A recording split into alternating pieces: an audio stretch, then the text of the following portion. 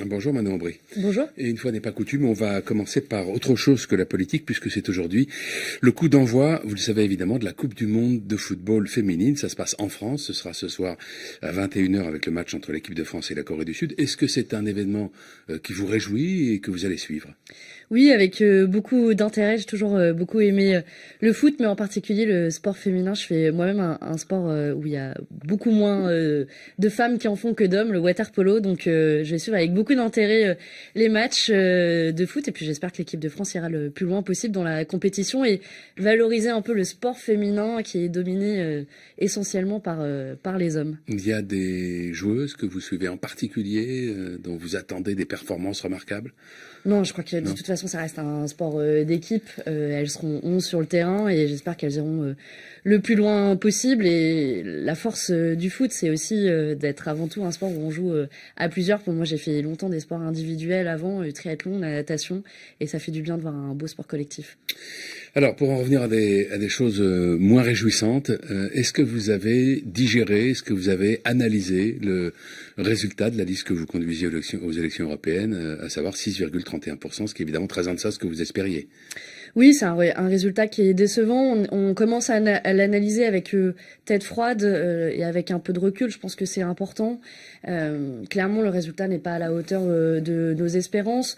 Il faut regarder, on regarde de deux côtés les endroits, les départements, les villes où on fait nos meilleurs résultats, les bureaux de vote où on fait nos meilleurs résultats. C'est aussi ceux où il y avait le plus grand taux d'abstention. Dans certains bureaux de vote, 5, 10%, 15% de participation. Donc là, ça doit nous interroger, des endroits où on fait des bons résultats mais on n'arrive pas à mobiliser davantage de personnes, donc ça fait un score qui est faible. Et donc là-dessus, il faut s'interroger comment la France insoumise peut redevenir un outil au service des citoyens, un outil qui soit utile et qui mobilise les gens et qui se disent bah tiens, c'est la France insoumise est utile et je vais aller voter pour eux. Donc une parmi les pistes qu'on explore, c'est continuer nos travaux d'auto-organisation, de soutien aux initiatives citoyennes locales.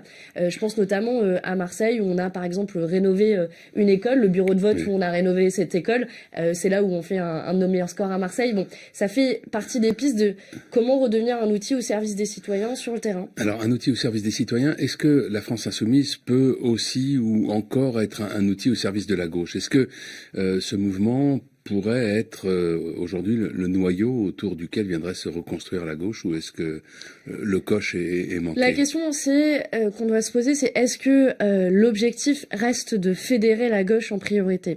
Moi, je pense que la gauche est utile, mais qu'elle doit être utile au service des citoyens et que les initiatives dont je vous parle, ça peut être des initiatives dans les quartiers populaires, ça peut être des actions coup de poing comme on a fait aussi, je pense encore une fois là, à Marseille pour dénoncer la pollution des paquebots. Il y a un rapport qui vient de sortir qui dit que 74 paquebots polluent autant que plus de 26 millions de voitures. Donc on avait mené une action coup de poing pour dénoncer ça. Bah, peut-être qu'on peut se retrouver à différentes formations politiques sur le terrain pour mener ces actions. Je crois que c'est par cette lorgnette-là qu'il faut voir les choses, plutôt qu'un débat qui est assez théorique, d'union de la gauche, mais sur quoi, pourquoi faire. Bah, faisons et voyons si on peut être le plus nombreux possible à se retrouver au-delà de qu'est-ce qu'est la gauche, qu'est-ce qu'elle doit faire, qui pour moi me semble un peu théorique. On n'a toujours pas entendu Jean-Luc Mélenchon depuis ce résultat. Soyez patient, promis, il va parler. Oui, il va parler. Alors, on disait qu'il parlerait le 6, c'était hier, et il a fait une petite mise au point sur Twitter. Voilà, à partir du 6, qu'il a dit ça veut pas dire le jour même. Mais vous avez une idée de ce qu'il va dire ? Non, je crois que la décision lui appartie. On a aussi... Mais une mise en retrait est une hypothèse aujourd'hui crédible ? Vous verrez. Là encore une fois, je peux pas vous dire à sa place ce qu'il annoncera. Je sais juste que la réflexion se fait autour de qu'est-ce qui est le plus utile aujourd'hui pour la France insoumise, pour les militants, pour faire avancer le mouvement et pour donner aussi de la crédibilité à la démarche qui est la nôtre et de la force aux militants qui continuent de se battre sur le terrain, quelle nouvelle campagne on va pouvoir mener en tant que France insoumise et comment on peut faire ça le plus largement possible. C'est la réflexion qui est en train de se passer aujourd'hui et quel rôle va jouer Jean-Luc Mélenchon là-dedans. Il y a eu les critiques de Clémentine Autain. Hier, Le Monde a révélé une note interne de la France insoumise qui souligne un certain nombre de problèmes de gouvernance au sein du mouvement, un fonctionnement un peu trop pyramidal, une absence de démocratie, un poids trop important des députés, une absence de débat sur les grandes orientations. Alors vous êtes nouvelle, vous, à la France Insoumise, mais est-ce que ce sont des choses que vous avez plus ou moins perçues? C'est une des contributions qui viennent au débat.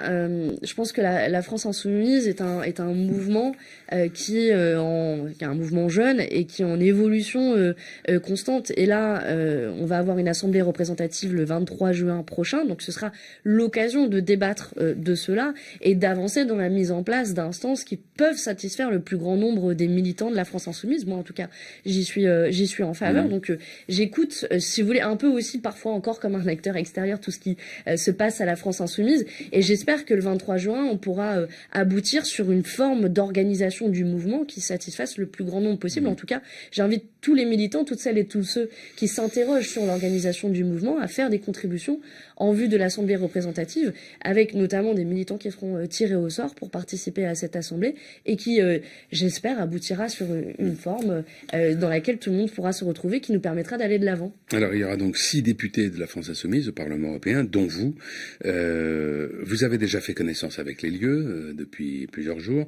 Quelles sont les premières impressions que vous avez retirées de votre premier passage là-bas? Déjà, le premier jour où je suis arrivée, on m'a demandé si j'étais l'assistante parlementaire de Manuel Bompard, mon collègue élu. Donc c'est toujours un grand plaisir. On voit qu'ils n'ont pas forcément, je sais pas, je devais pas avoir l'habit type du député. Être une jeune femme, c'est un peu moins courant dans cette institution.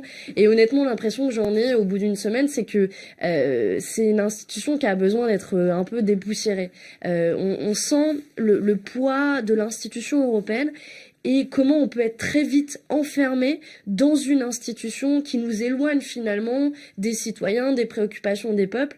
Et je crois que nous, on devrait être vigilants à ne pas se laisser enfermer là-dedans, à amener les citoyens au Parlement européen, à faire sortir le Parlement européen pour aller vers les citoyens, mener des campagnes. On a déjà des premières idées, par exemple sur les travailleurs ubérisés, les livreurs à vélo, qui est une problématique qu'on retrouve partout en Europe. Comment on peut mener campagne au Parlement européen là-dessus et porter la voix des citoyens, parce que sinon ça donne une impression qu'il y a des belles pantoufles au Parlement européen, qu'on vient se glisser les pieds confortablement dedans, et en tout cas nous c'est pas notre ambition. Le Premier ministre souhaitait s'adresser aujourd'hui aux 79 députés européens français, il les a tous invités à Matignon. La France Insoumise a décliné, pour quelle raison?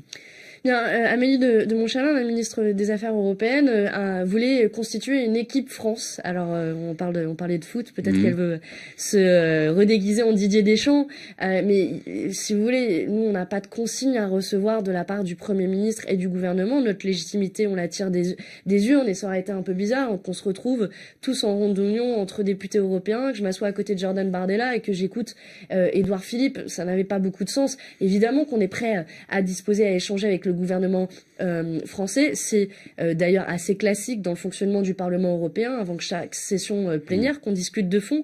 Mais là, aller discuter de politique générale et de se dire on va former une équipe France avec des gens avec lesquels on n'est pas d'accord, ça n'avait pas beaucoup de sens pour nous.